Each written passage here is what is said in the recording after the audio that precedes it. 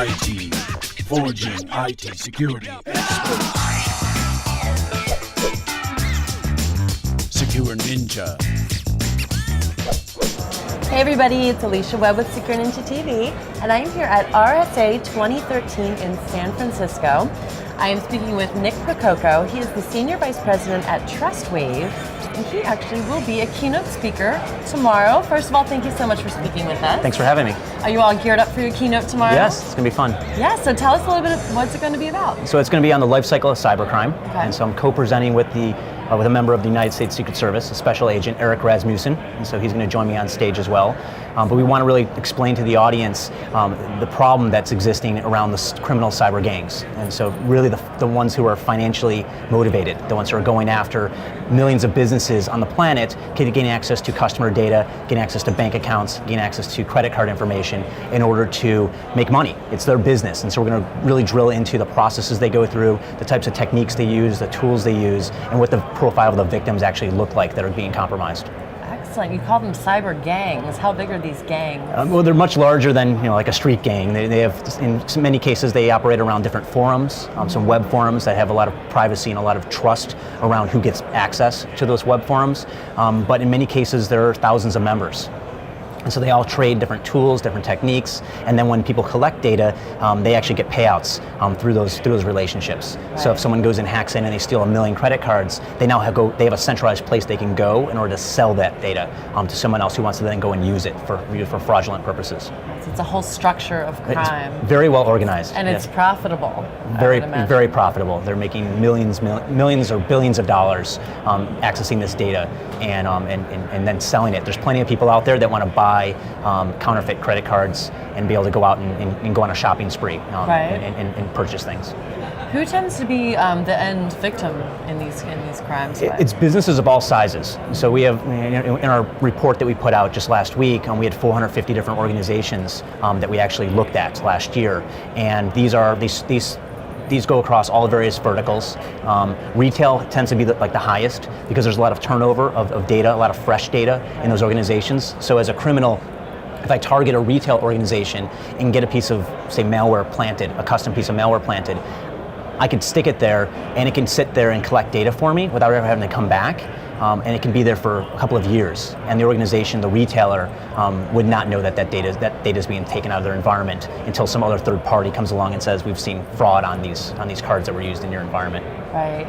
And you are teaming up with the Secret Service to give the presentation tomorrow. How do you and the Secret Service agent work together to? Yeah, so we do a lot of the data breaches and data breach investigations globally, and basically where there are U.S. data breaches, U.S. businesses who are breached, we often will always recommend that they work with law enforcement.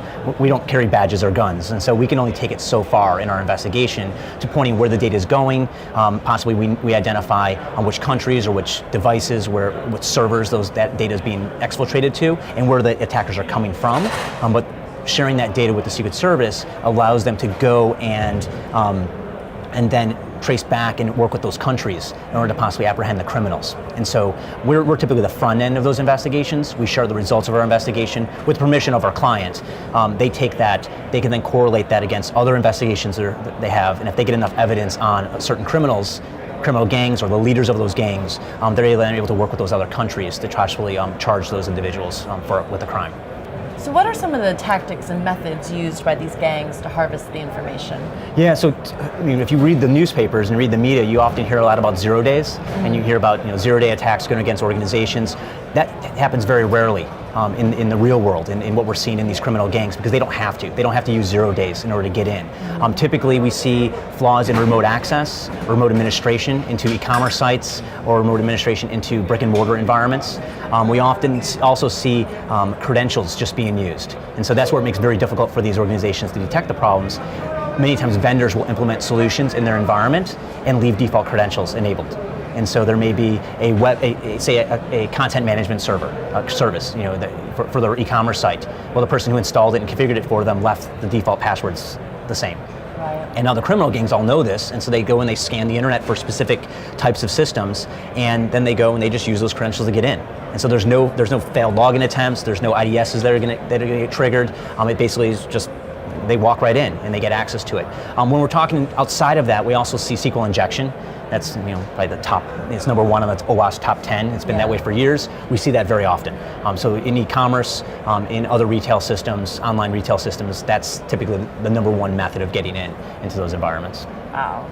What do you think would be the most shocking piece of information you'll share in your keynote tomorrow that people may not know? So I think one of the demos I'm going to do, so it's like I've taken a little risk there. I'm going to do a live demo. It's not going to be a video.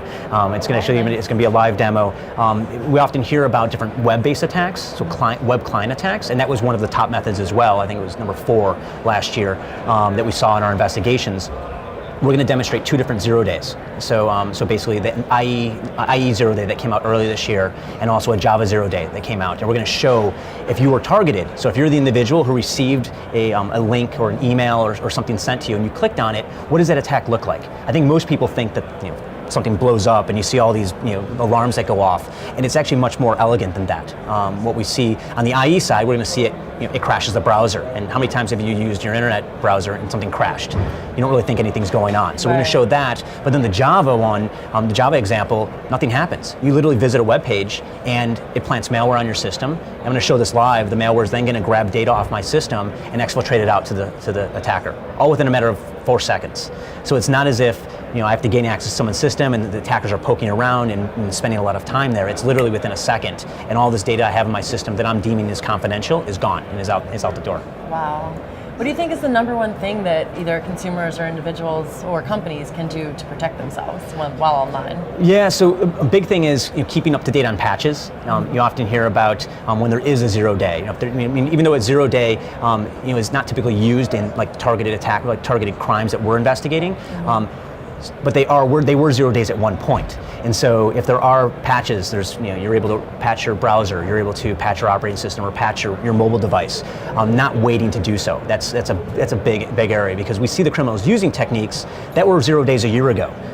But they know that organizations haven't paid attention, they haven't patched their problems. And so they'll utilize low-hanging fruit, those types of items to actually get into the environment. So patching is one. Passwords is another big item that we see, where people just don't pick very good passwords.